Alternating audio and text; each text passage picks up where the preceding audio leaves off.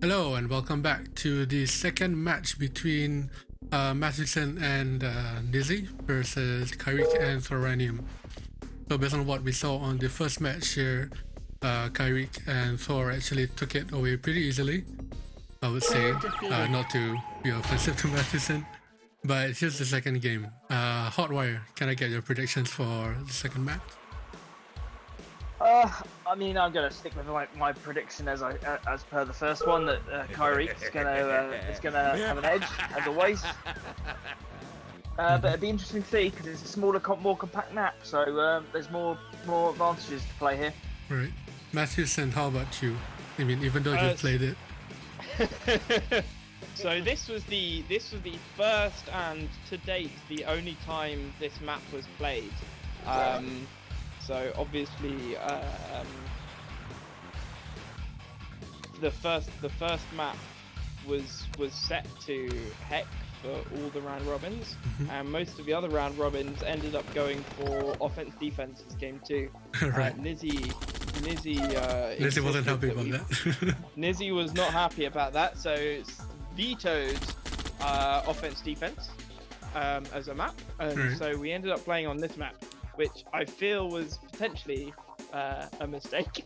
As Good I 2v2 much, match, though.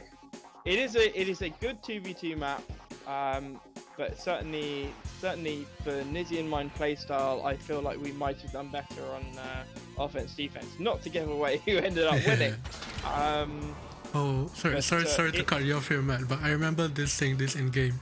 I saw that Thor did not scout your base, so you immediately went for the IV, you're the engineer, and it looks like Thor got away immediately.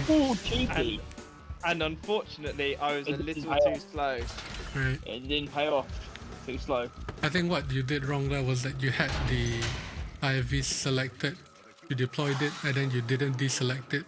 So if how the game works is, if you select an IV and whether it dies and you undeploy it, it will automatically select the engineer, so you can just click the MCV. Something to learn there. Something to learn that's worth learning is how to waypoint a unit before it goes into into one of the IFBs or the APCs. So you're absolutely right. It's in the heat of the moment, I completely forgot how to waypoint the unit into an IFB or a flat track, and then into a building. And I couldn't figure out in the heat of the moment how to do it, and ended up saying, screw it, I'll just drive it in and micro it, micro it live, and well, you saw how it turned out. Yeah. It did not pay off. I sort of hoped that making both Kireek and Thor close their deconstruct their MCVs might have put their build orders back a bit and made them forget what to do a bit. So I was still optimistic at this point. Right, so put a bit of pressure on them as well. So and it put a bit of pressure on them. Yeah. I hoped, especially with Thor, it's made Thor expand and build a battle bunker. Battle bunker. That's the one. Yes, I also decided to play allies this map, which was one of a few times a player went allied in the competition. Which was certainly a risk, but I thought was worth experimenting with. Yeah, I believe the proper way to waypoint a unit is to click with waypoint unselected, click the engineer, direct it to go into the IV, and then quickly waypoint it into the building that you want to capture, and then let it go into the IV. So most people normally move it a bit further away from the IFB or APC. So you have more time, send it in, and then waypoint it, just to give themselves a little bit of time. But yeah, so as you can see now, I'm allies, and with the amount of time I spent microing that IFB, I'm a little bit behind in terms of tank production, and my tanks aren't as good as the rhinos. And usually on this map, bottom has a lot more advantages. Of course, there's actually more ore in the bottom than there is at the top. So, which is something I learned quite a few days ago watching one of Brian's videos. Well, that's not something Nizzy and I considered, given that Nizzy and I had the ability to choose which side of the map we wanted to be on. So it's Nizzy and I were both in the dark on that. I don't think it's something that's very common knowledge on this map, about this map, to be honest. It's interesting to see how Thor and Kireek both set up in bottom here. Both of them had a barrel bunker in the choke point at the top and bottom here, which is quite a good play, because when you have a choke point, the stationary defense will be a lot better than a mobile defense, if you can call it that. Absolutely. I mean, the other reason why I went for allies was I thought I might be able to drag them. We might be able to drag the game out a little bit further. With super weapons on this game, I thought maybe I could get a few battle fortresses out with a chronosphere, and if push came to shove, then we might end up in a base trade situation where I could chrono some units and knock out their base, hopefully before they knocked out ours. Yeah, the problem is Kireek's already got his IC up and it's already ticking down. No one else has got any SWs yet. Yep. And most of the time when you're playing with super weapons on, whenever that IC is ready, you want to immediately use it. Because if not, you're actually wasting time not doing anything with it. Oh, and here we see Nizzy's IC. Nizzy's got theirs up, but there's a significant difference there, which means that the IC for Kireek's going to outperform. Yeah, and you can see with that power drop, I'm already thinking about going on the defensive and trying to, block up the choke points. Well, this is what you see in a lot of matches, isn't it? It's mass rhino production, and if you're allied, there's always battle fortresses and rocketeers. Yeah, there was a little indecision on my part as to quite how long the game would last, so I built a few Mirage tanks, which I doubt an extra battle fortress would have helped particularly, but... oh, and there's the first IC from... the first IC. Meanwhile, Thor's backing him up with quite a fair few tanks there.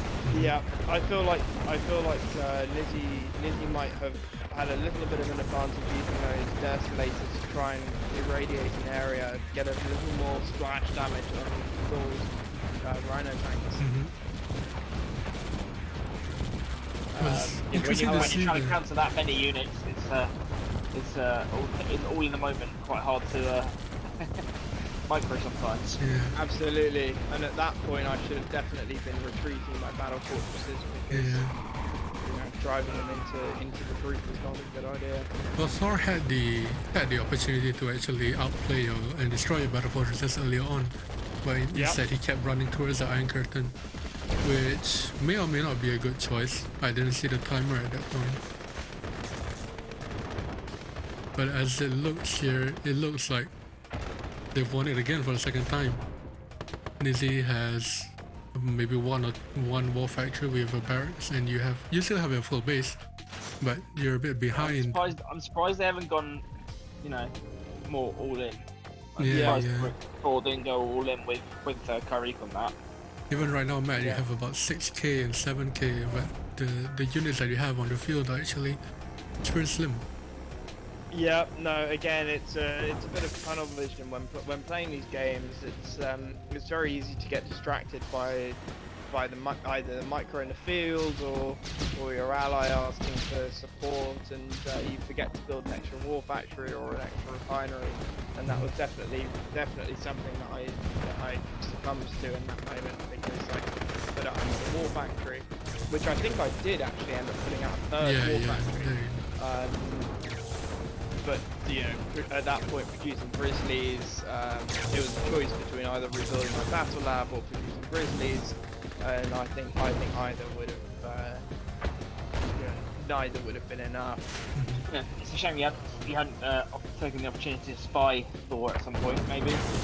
Again, helped, it would have been nice to do, but with the with the speed the game was moving, and just in hindsight, kind of looking at it now, you might have been able to sneak one in, and then when you were producing your Grizzlies, they might have been at least one veteran, so you might have made a big point on it. Put them on parity with the Rhinos, absolutely.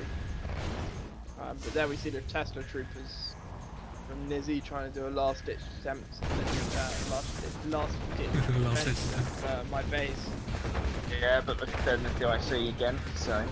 Yeah. At this point, they're just toying with you. They're not... It wasn't looking good at this point. I think at this point I was feeling a little bit dismayed and indeed stubborn. So I was kept on producing tanks, and I probably decided to call GG at this point. There we go. Well, when you have someone like Kireek on your side, it's hard to actually find a way to overpower it because you're busy doing one thing and then immediately you have like 10 rhinos on you and you have no idea what to do. Player defeated. And there it is, that's the second game. Defiance. I wasn't going to let him kill me. Alright, and that is, it looks like Kireek and Thor get game 2 as well.